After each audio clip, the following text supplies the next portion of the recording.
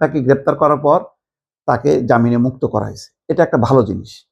খেয়াল রাখা দরকার, আমাদের এমনিতেই অর্থনীতির অবস্থা অত্যন্ত নাজুক। অর্থনীতির যারা চালায় বাংলাদেশে ব্যবসা বাণিজ্য বিনিয়োগের হাতে গোনা অল্প কিছু লোকজন, তাদের একটা প্রোটেকশন দরকার। অনিশ্চয়তা একটা রাজনীতির কারণে শেখ হাসিনা সবার অবস্থাই একদম টলটলায়মান করে ফেলছে।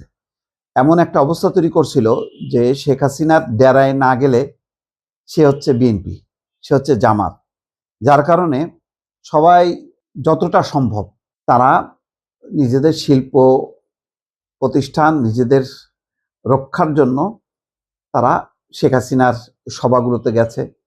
তারাও এক ধরনের মানে ভান ধরেছে যে আমরা আওয়ামী লীগের লোক, আমরা আওয়ামী লীগকে ভালোবাসি, শেখ হাসিনাকে আমৃত্যু পর্যন্ত সমর্থন দেব এবং মৃত্যুর পরেও। সে কথা তো দেখেছেন। এদের মধ্যে আবার দুইটা গ্রুপ আছে। একটা ছিল উচ্চাকাঙ্ক্ষী লোভী, যারা এই ব্যবসা বাণিজ্যকে পুঁজি করে রাজনীতি করতে চেয়েছে এবং তারা তাদের যাতে অপকর্ম লুটপাট চাপা পড়ে সেটা একটা অংশ। আর একটা রিয়েল যারা ব্যবসায়ী, তারাও বাধ্য হয়েছে যে তা নাহলে তারা আবার চিহ্নিত হয়ে যায় বিএনপি জামাত হিসেবে, ফলে তারাও বাধ্য হয়েছে। এই টানাপোড়েনের মাঝে পট পরিবর্তন হয়েছে অনেকগুলো, আমি আর নাম উল্লেখ করছি না এই ভিডিওতে। বেশ কয়েকজন দেশের বাইরে, তারা এখনো ফিরে আসতে পারেনি।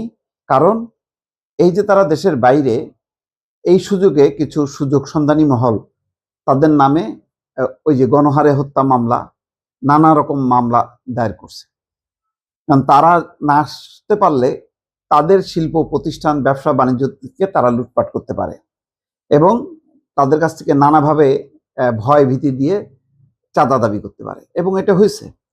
আমি এটা আমার কাছে একেবারে টু দ্য পয়েন্ট তথ্য আছে, সেগুলি বললে অনেকে বিব্রত হবে, আমি এটা বিব্রত করতে চাই না। এটার ফলে হয়েছে কি, বড় বড় যারা বাংলাদেশের শিল্পপতি বা ধনী লোকজন, গণহারে সবাই আতঙ্কগ্রস্ত এবং তার প্রভাব পড়ছে কিন্তু এখানে। এবং অনেকে মনে করছে যে বাংলাদেশের টাকা পয়সা হওয়া মানে একটা হলো বিপদ। সুতরাং তারা একটা ছোট অংশ এখানে রেখে অধিকাংশ টাকাটা তারা দেশের বাইরে বিদেশি বিনিয়োগকারী হিসেবে তারা আবির্ভূত হয়। এই যে দেখেন না, সুইস ব্যাংকে টাকা বাড়ে, কি কারণে বাড়ে? বাড়ে এই কারণে, যাদেরই টাকা হয় তারা মনে করে যে বাইরে যে আমি ব্যবসা বাণিজ্য করে সেখানে আমি ভবিষ্যৎ করি, কারণ বাংলাদেশে কখন কোন বিপদ হয়। বললাম এই কারণে, এই যে নাভানা গ্রুপের ভাইস চেয়ারম্যান সাজিদুল ইসলামকে গ্রেপ্তার করা মানে কি, এই জায়গায় আপনি ধাক্কা দিচ্ছেন ওই যারা শিল্পপতি বা ধনপতি ব্যবসায়ী, বড় বড় ব্যবসায়ী, তারাও কিন্তু আতঙ্কগ্রস্ত হয়ে যাচ্ছে।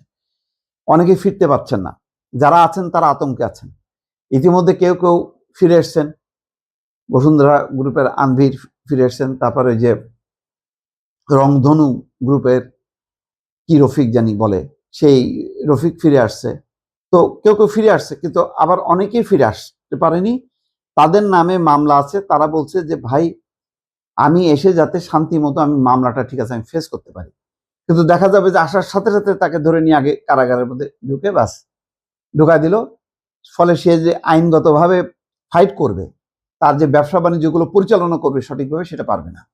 এটা সরকারকে এটা একটা বিশ্লেষণ করা দরকার এবং যৌক্তিকভাবে একটা এটার শ্রেণী বিভাজন করা দরকার, যে রিয়েলি যারা একেবারেই মনে করেন যে লুটেরা, রাজনীতির সাথে যারা নিজেদের যুক্ত রেখে যারা লুটপাটকে ব্যবসা বাণিজ্যকে লুটপাটের পণ্যে পরিণত করছে, যারা তাদেরকে আলাদা করে বাকি যারা সত্যি শিল্প উদ্যোক্তা, যারা বহু মানুষের কর্মসংস্থান করে এবং আরো কর্মসংস্থান সৃষ্টি করবে, তারা যাতে প্রোটেকশন পায়। আপনি কি জানেন, আমার কাছে এমন একটা তথ্য আছে, গুলশানের খুব গুরুত্বপূর্ণ একটা জায়গায় বা চীনের সহায়তায় ১,৫০০ বেডের একটা হাসপাতাল একদম ফাইনাল স্টেজে আছে।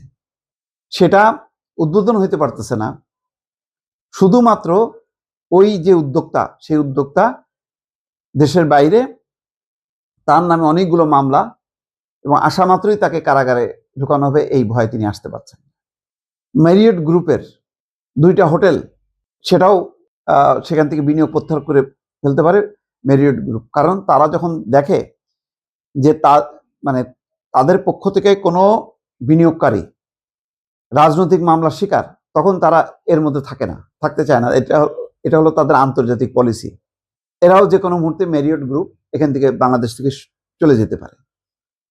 এই এখন বাংলাদেশের অর্থনীতিকে রিবিল্ড করার স্বার্থে একেবারে লুটেরাদেরকে বাদ দিয়ে বাকি যারা শুধুমাত্র মানে কৌশলগতভাবে যারা মানে আওয়ামী লীগের কাছে ভিড়েছিল তাদেরকে রক্ষা করা সরকারের দায়িত্ব। তা নাহলে কিন্তু যে কাউকে দিয়ে কিন্তু ব্যবসা বাণিজ্য হবে না, যে কেউ উদ্যোক্তা হইতে পারবে না। যেমন আমাকে যদি এখন 500 কোটি টাকা দিয়ে বলেন যে ব্যবসা করো, আমি কিন্তু পারবো না, আমার ওই দিকে নেই। হ্যাঁ, আমি একটা মিডিয়া হাউস করতে পারবো, আমার যেই লাইনে আমার অভিজ্ঞতা আছে আমি সেটা পারবো।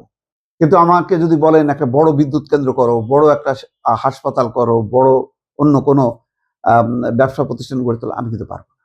সুতরাং যারা যে কাজ পারবে সেই কাজের যারা দক্ষ এবং প্রতিষ্ঠিত তাদেরকে প্রোটেকশন দেওয়া সরকারের দায়িত্ব।